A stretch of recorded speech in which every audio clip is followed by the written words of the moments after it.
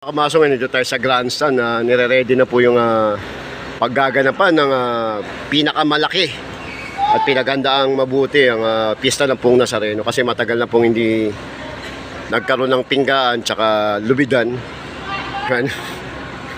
Ngayon 3 taon megit eh. Kaya pinaghandaang mabuti kasi mas 3 doble ang mangyayari ngayon dito. Tingin natin na mas dadagsain ngayon. Update ko kayo mamaya kung ano pa yung mga gaganap. Kanina habang nagki-clearing tayo, may nagpa-flashing na dito sa grandstand. Ayun o, nagpa-flashing na sila o.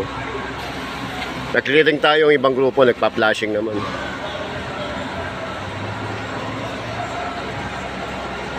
Ayun, nagpa-flashing o.